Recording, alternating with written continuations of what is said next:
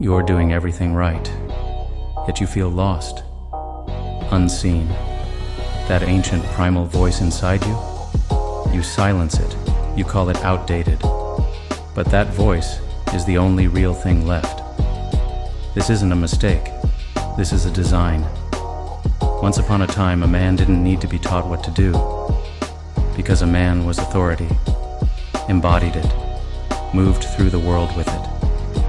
Then came the new world, and it whispered, play it safe, smile more, suppress your instincts, take your identity from the outside. Then it came closer. Real men cry. Real men wait their turn. Real men apologize.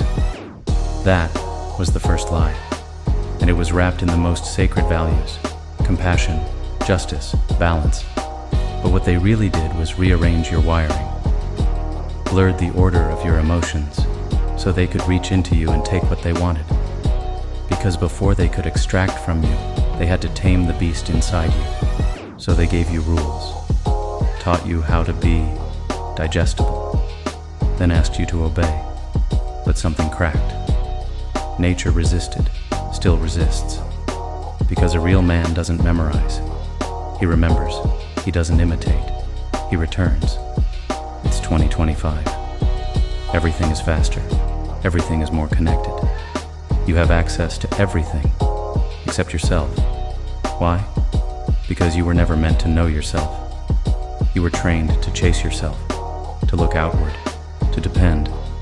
Now, turn off the noise. Close the tabs. Let's go back. 2,000 years. Marcus Aurelius, a Roman emperor, master of armies, ruler of millions.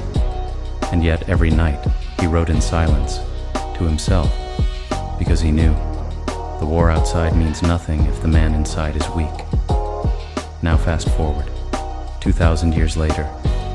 They tell you not to rule. They tell you to comply. Sit down, scroll, smile, agree. But something darker is at play. Masculinity was never toxic. It was unpredictable. And they fear what they can't control. So they rebranded you, silent, timid, softened, tamed, a wolf, declawed. And then they said, this is what a real man looks like. But deep inside, you always felt it. Something's missing. They gave you new tactics, new lifestyles, new movements. But I won't give you anything new. Because what you need isn't a trend. It's ancient, buried, etched into your bones. Rule 1. You don't have to apologize for being a man. That fire inside you, it's not a flaw. It's a compass. It points to danger, to movement, to meaning. It tells you when to act, when to protect, when to rise. That fire is not chaos. It's design. The same design that tells the eagle to dive and the lion to strike. They want to take that from you. Because that fire, it's not just power, it's responsibility. To protect your tribe, to shape the world, to lead. They don't fear your aggression, they fear your clarity. Because with clarity, you can't be controlled.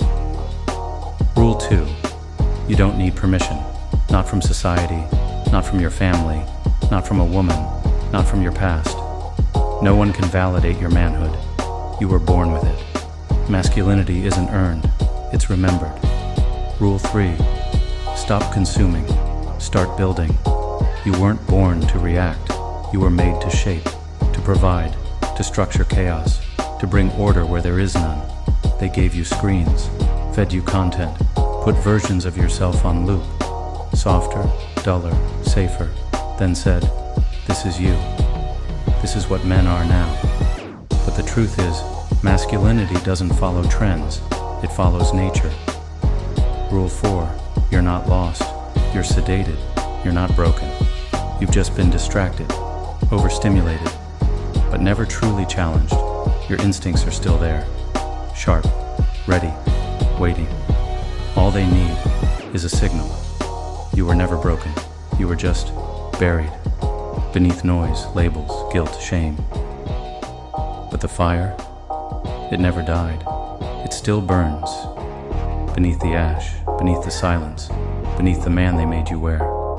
You don't need a new identity. You need silence. A silence deep enough to hear what you've forgotten. Your own howl. You always knew the way. You just forgot the sound of your steps. Join the Wolves Club. This wasn't a video. This was a wake-up, a warning, a return signal. Don't just watch. Don't just subscribe, remember, reclaim, rise. This wasn't motivation. This was war paint. And if something inside you stirred, that wasn't me. That was you. Before you go, let me tell you a story about a man who never forgot his chains. His name was Spartacus.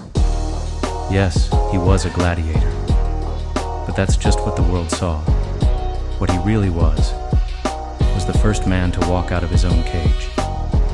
No one truly remembers who Spartacus was before the chains. Some say he was a soldier, some say a slave, but I'll tell you what he truly was. He was a man who, like all of us, forgot for a while. He got used to the chain, to the fight. Every day he stepped into the arena, survived, and returned to his cage, quieter than before, until one day, something happened. One fight. His opponent stepped back, didn't strike, didn't kill. The crowd roared, "Finish him, kill him." But the man just looked at him and said, "We're not here to kill, brother. We're here to remind." For the first time, Spartacus didn't look at the crowd. He looked inward. That night, the sound of his chains felt different. They didn't sound like prison. They sounded like a door. From that moment, Spartacus changed. He spoke less, watched more. Every time he stepped into the arena, he fought less and observed more. The system, the fear, the faces. And one night in the moonlight, staring at his rusted chains, he made a decision. These walls aren't holding me. I've been holding them up. That morning, no gladiator stepped into the arena because they weren't gladiators anymore. They were men. One stepped forward. Spartacus, with a sword in his hand and years of remembering in his eyes. He said, "Today we won't fight for them. Today we remember who we are, what we were made for, what we're willing to die for. Today, we live for that." The rebellion began. Chains were shattered. But Spartacus never offered freedom like a gift. To him, freedom wasn't an idea. It was a cost. Many of his brothers died. He watched. He endured. Because freedom wasn't about leaving the cage. It was what came next. To stay yourself.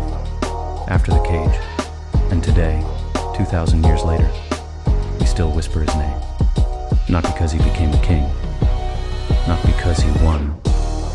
But because he remembered. And that remembering woke up the sleeping wolf inside thousands of men. Your chains may not be made of iron, but you hear them. When you walk into that job you hate, when you lie to yourself, when you shrink your life down to something manageable, you have your own arena. But the real fight isn't outside. It's with the forgotten man inside. So ask yourself, today, will you fight? Or will you just keep watching?